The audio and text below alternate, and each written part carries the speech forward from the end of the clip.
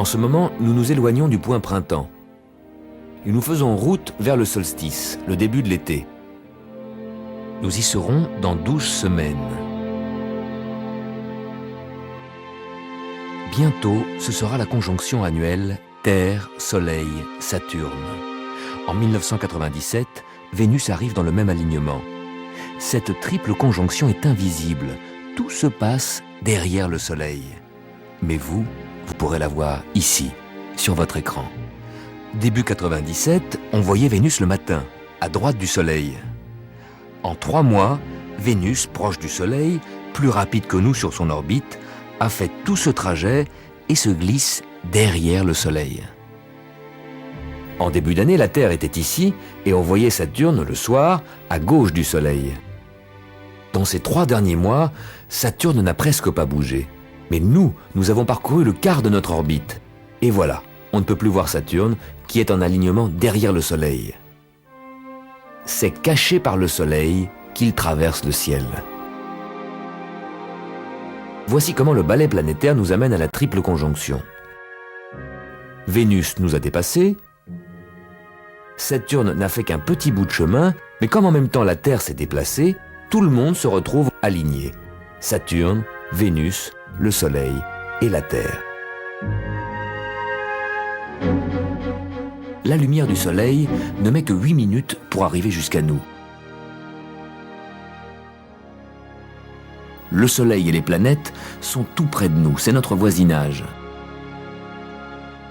Avec les étoiles, c'est une autre histoire. Prenons par exemple Orion, une des grandes constellations visibles malgré la pollution lumineuse des villes qui fait disparaître la plupart des étoiles.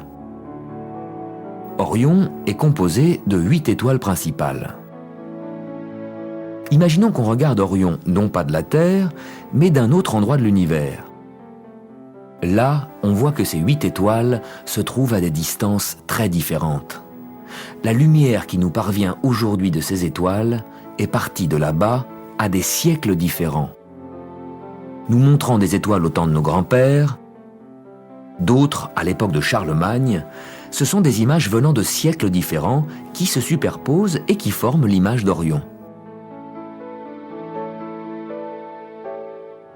Les étoiles et les galaxies, très lointaines, vous les voyez comme en différé, en images décalées dans le temps. Alors que notre système solaire, vous le voyez en direct et en réel. Et maintenant ? Fin mars 97, la comète Hale-Bopp a survolé le Soleil et la Terre. Peut-être est-ce une nouvelle comète qui nous visite pour la première fois, peut-être est-elle déjà passée près de nous il y a 3000 ans. La brillance des comètes est imprévisible. Les comètes sont moins fiables que nos voisines les planètes, dont nous savons exactement où elles sont aujourd'hui et où elles seront dans l'avenir. Les planètes circulent sur des orbites en forme d'ellipse qui sont presque des cercles. Les comètes font également le tour du Soleil, mais sur des orbites excentriques, en forme d'ellipse allongée.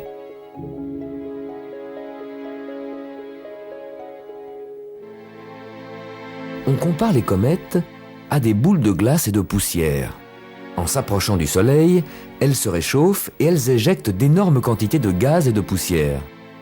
Illuminées par le Soleil, ces matières éjectées forment la queue de la comète qui s'étire dans le ciel toujours du côté opposé au Soleil.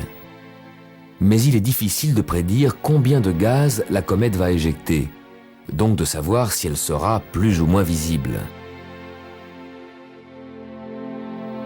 La comète Hale-Bopp vient de survoler le Soleil. Elle s'éloignera si loin qu'elle mettra environ 3000 ans avant de revenir près du Soleil. On pense que les comètes se sont formées en même temps que la Terre et les planètes, il y a 4,5 milliards d'années, dans la région des orbites de Saturne et d'Uranus. Ce sont des boules de glace et de poussière qui ne se seraient collées ni aux planètes, ni par exemple aux anneaux de Saturne.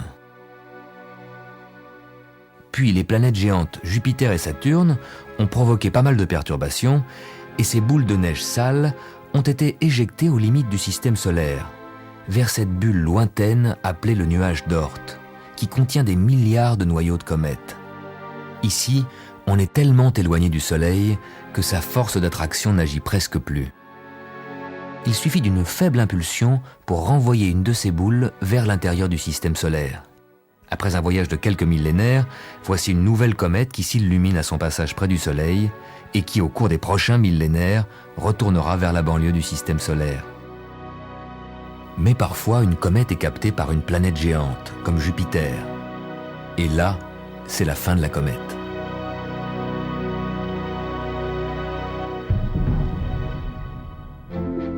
Il existe une comète que nous connaissons depuis longtemps. C'est la comète Halley. Elle passe près du Soleil et de la Terre tous les 76 ans. Puis elle s'éloigne au-delà de l'orbite de Neptune. Ces passages nous donnent l'histoire en accéléré. 3 siècles avant Jésus-Christ, la comète est observée par les astronomes chinois. 11e siècle, elle brille pour Guillaume le Conquérant qui s'embarque pour l'Angleterre.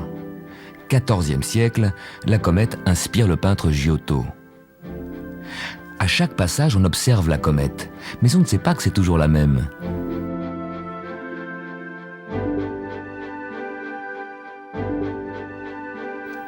Au XVIIe siècle, l'astronome Edmond Halley calcule la prochaine apparition.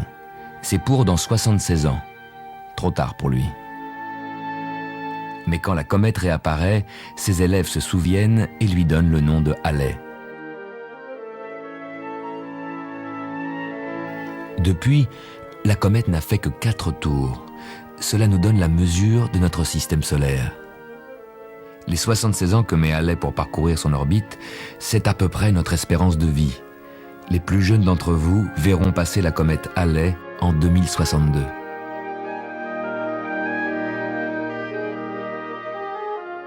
Mais attention, d'autres comètes ne passeront pas si loin. Elles vont même croiser l'orbite de la Terre.